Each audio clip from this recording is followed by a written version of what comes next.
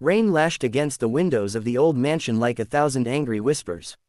The storm had rolled in suddenly, dark clouds pressing low against the hills outside the city. Inside, the grand house was quiet, too quiet. All the guests and most of the staff had gone home for the weekend, leaving only one wing dimly lit. In a small servant's room tucked beneath the stairs, Lena Morales sat beside a flickering candle, sewing the tear in her faded maid's uniform. Her fingers were thin and pale, pricked from years of work. She hummed softly, the tune barely audible under the storm. Her eyes were tired, her back ached, but her thoughts were elsewhere, on her little brother, Leo, lying sick in the hospital. Just one more month, she whispered to herself, forcing a smile. One more month, and I can pay for his surgery. The wind howled outside, rattling the shutters. Lena didn't flinch. She was used to loneliness, the empty halls, the long hours, the feeling of being invisible in a world built for others. She reached for her cup of tea, now gone cold, when a sound shattered the silence. A crash, then, a heavy thud. Lena froze. The candle wavered, its light flickering across her pale face. Her heart raced. No one was supposed to be here. Another sound, a low, guttural groan. She stood up, clutching her candle holder like a weapon. The noise came again, from just outside her door. Against every instinct telling her to stay still, she moved forward, her bare feet silent on the floor. "Hello," she whispered. No answer, only the rain. Slowly, she opened the door. The hallway was dark, lit only by the faint lightning flashing through the windows. And there, slumped against the wall, was a man, tall, broad-shouldered, soaked in blood and rain. His black shirt was torn, his face half hidden beneath wet strands of hair. Before she could react, his knees buckled, and he collapsed forward. Lena dropped the candle and caught him with both hands, gasping as his full weight fell against her. "Sir, please, can you hear me?" No response. His breathing was shallow, ragged. Panicking, she dragged him into her tiny room, the effort nearly breaking her. The man's body was heavy and warm with fever. When she laid him on her bed, she saw the gash running across his ribs, deep and bleeding. She ran to her drawer, pulling out the only things she had, an old towel, rubbing alcohol, and a strip of clean fabric. Her hands shook as she knelt beside him. "You'll be okay," she murmured, mostly to herself. "Just don't die here." As she cleaned the wound, he stirred. His hand shot up, gripping her wrist like iron. "Don't touch me," he rasped. His voice was low, hoarse, dangerous, but also weak. "You're bleeding too much," she said quickly, trying to stay calm. "If I don't help you, you'll leave." He cut her off, though his strength was fading fast. Lena met his gaze for the first time. His eyes, cold gray, sharp as blades, locked onto hers. For a heartbeat, she forgot to breathe. There was something terrifyingly intense about him, like a storm trapped in human form. But she didn't back away. "I'm not leaving you to die." He blinked, as if startled by her courage. No one ever spoke to him like that, not in fear, not in pity. Finally, he released her wrist. "Do what you want," he muttered. She cleaned the wound, biting her lip every time he hissed in pain. When she wrapped the bandage around his side, she noticed his hands, scarred, powerful, marked by years of violence. And on his wrist, just visible under the blood, was a tattoo, a black serpent wrapped around a dagger. Her breath caught. She had seen that symbol before. In the news, in whispered gossip among the servants. It was the mark of the DeLuca Syndicate, the most feared criminal organization in the city. She froze. The stories came rushing back. Ruthless deals, disappearances, the name whispered in fear, Luca DeLuca, the Mafia boss no one dared to cross. Her eyes darted to his face. The sharp jawline, the commanding aura, even in pain, it all fit. Her heart pounded. No, it can't be. But deep down, she knew. The man lying in her bed, the man she had just saved, was him. Lena stepped back, trembling. What had she done? She had helped a criminal, a killer. She thought of calling the police, but something stopped her. She looked at him again, his expression peaceful for the first time, like a man finally allowed to rest. There was pain there, yes, but also something else, loneliness. She exhaled slowly and whispered, "Whatever you've done, I'll help you just this once." Outside, thunder rolled through the night. Inside, a fragile secret was born, a secret that would change both their lives forever. The storm raged long into the night, but inside Lena's small room, time seemed to stand still. The stranger, Luca de Luca, slept restlessly, his breaths uneven but growing stronger. She had done what she could, cleaned the wound, stitched it as best she could, and pressed a damp cloth against his forehead. Lena sat nearby, her knees pulled to her chest, the candlelight painting her face in golden shadow. Her mind was chaos. What have I done? She thought again and again. I helped a man who could destroy lives with a single word. Yet, despite everything, she couldn't look at him with hatred.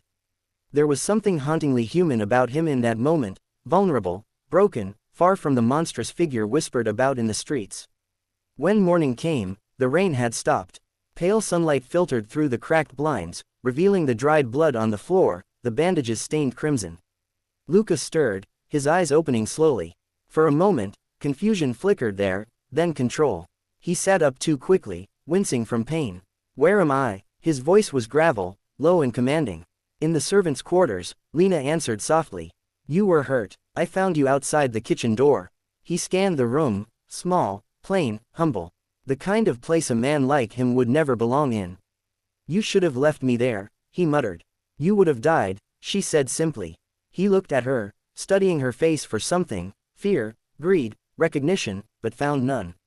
She wasn't trembling. She wasn't asking questions. Just calm. Why did you help me? He asked finally. She hesitated. Because you were bleeding. I couldn't just let someone die. He almost smiled, but didn't. You don't even know who I am. She glanced away. I think I do. The silence stretched between them like a live wire. Luca's hand went instinctively to the tattoo on his wrist, now hidden under the bandage. His jaw tightened. Then you should be running.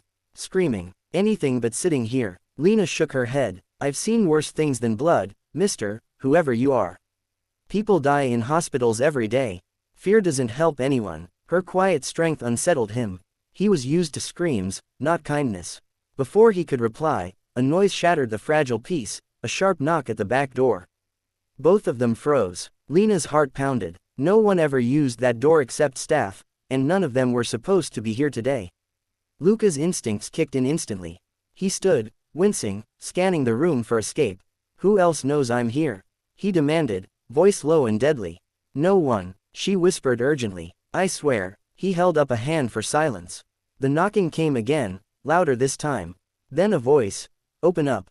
Police. We're looking for a suspect injured in last night's shootout near the docks. Lena's eyes went wide. Shootout. That was you. Luca didn't answer. He grabbed her arm, his grip firm but not cruel. Is there another way out? The laundry chute, she said quickly. But it leads to the basement. He nodded. Good. Get me there. Without thinking, she helped him up, looping his arm around her shoulder. He was heavy, but she guided him toward the narrow hallway. The knocking turned into pounding. Voices shouted outside. When they reached the chute, Luca turned to her. You could still tell them I forced you. You'd be safe. She met his eyes. And what about you? He almost laughed. No one's ever asked me that before. A faint smile touched her lips. Then maybe it's time someone did. For a moment, something unspoken passed between them, a fragile trust neither could explain. Then, without another word, he climbed into the chute and disappeared into the darkness below. Seconds later, the back door burst open. Flashlights swept through the corridors, heavy boots echoing on the wooden floor. A uniformed officer stepped into her room. Ma'am, did you see anyone suspicious come through here? Lena's pulse thundered in her ears. She looked at the bed, the bloodstains still visible. She shook her head slowly. No, officer. Just me. The officer frowned, scanning her trembling hands. You sure about that? Yes, she whispered. Just me. They searched the hall but found nothing. Within minutes, the sound of their footsteps faded. When she was finally alone again, Lena closed the door, locked it, and pressed her back against it, breathing hard. The house felt impossibly quiet.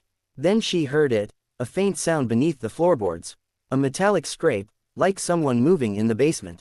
She knelt down and whispered through the cracks, "You're safe now."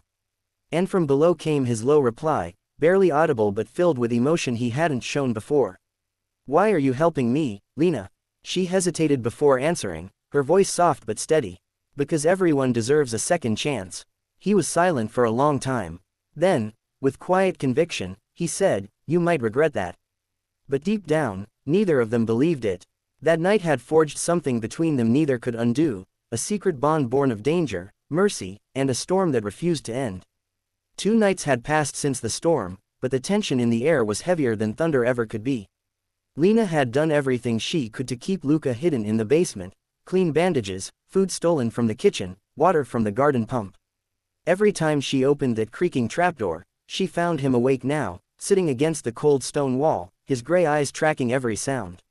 He barely spoke, but when he did, his words carried weight, like a man used to giving orders and having them obeyed. "Why are you still here?" he asked one evening, his tone quieter than usual. "Because I said I'd help you," Lena replied simply, adjusting his bandage. He gave a dry smile. "You don't even know what I've done." "I don't need to," she said softly. "I see what you're doing now." Something flickered in his eyes then, respect, or maybe guilt. It was hard to tell. Outside, the world moved on. But whispers began to spread in the city: the DeLuca syndicate had fallen silent. Their boss had vanished, and other families, the Rossi, the Marcellos, were already circling like vultures. Lena didn't know any of this. But Luca did. He could feel it in the silence of his phone, in the ache in his side, in the distant sound of a car engine that didn't belong in this quiet neighborhood.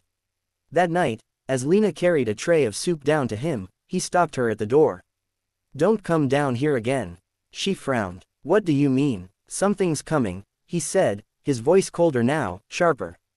"I can feel it." She shook her head. "You need rest, not paranoia." Before she could finish, they both heard it: the low rumble of several engines pulling up the hill. Headlights swept across the front of the mansion like hunting dogs catching a scent. Lena froze. Who are they?" Luca's jaw tightened. "Not police. Worse." He stood, ignoring the pain that flared in his ribs, and reached into the shadows to retrieve something she hadn't noticed before: a small black handgun, wiped clean, fully loaded. Her eyes widened. "You can't fight them, there's too many." "I don't need to fight them," he said, checking the chamber with practiced ease. "I just need to make sure they don't find you." She grabbed his arm. "No, you can't go out there." He turned to her, and for the first time, there was something raw in his voice. "Lena, listen to me. You saved my life. That means something. I won't let them take that from you."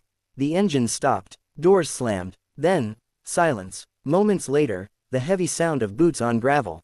Luca moved fast, pulling her into the corner. "Stay here. Don't make a sound." He climbed the basement steps and pressed himself against the wall near the trapdoor, his eyes fixed on the faint light above. Then the voices came. "Spread out. He's in here somewhere. DeLuca doesn't die that easy." Lena covered her mouth, heart pounding. She could see their shadows through the cracks: tall men in dark coats, carrying guns. The first one reached the basement door. He kicked it open, gun raised. Bang! The shot echoed through the house like thunder. Lena gasped. Another shout, another shot. The smell of gunpowder filled the air. She wanted to scream, to run, but then she heard Luca's voice, calm and deadly, above the chaos. "You made a mistake coming here." More gunfire. 2 bodies hit the floorboards above. She could hear the others shouting orders, retreating, firing blindly into the darkness. Then, silence again. The trapdoor creaked open. Lena flinched, but it was him. Blood stained his shirt again, but his eyes were still sharp. "We have to move," he said. "You're hurt. Not as bad as them." He grabbed her hand, leading her out the back way, through the old garden path. The night air was cold, the sky cloudless now, stars scattered like broken glass. They ran until the mansion was just a shadow behind them. When they finally stopped, breathless, she turned to him. "You killed them, didn't you?" He didn't answer right away. Then, quietly, "They were coming to kill you too." Lena looked down, tears welling in her eyes, not from fear, but from the weight of everything she didn't understand. "What are you going to do now?" she whispered. He looked toward the dark horizon. "Finish what I started. And me." He turned to her. "You go back. Forget me." She shook her head. "You know I can't." He stared at her for a long moment, the streetlight glinting off his eyes. Then, to her surprise, he smiled, faint, sad, but real. "Then you're more dangerous than anyone I've ever met," he said. Before she could reply, a black car appeared at the end of the street, silent, deliberate. Luca's men. He stepped forward, his silhouette strong against the rising dawn. "They'll take you somewhere safe. Tell them I said you're under my protection." "Will I see you again?" she asked softly. He paused, his voice low and certain. "If fate allows it." As the car doors closed and pulled away, Lena watched through the window as he disappeared into the night, the most feared man in the city, saved by the kindness of the one person who should have feared him most. And somewhere deep in her heart, she knew. This wasn't the end, it was just the beginning.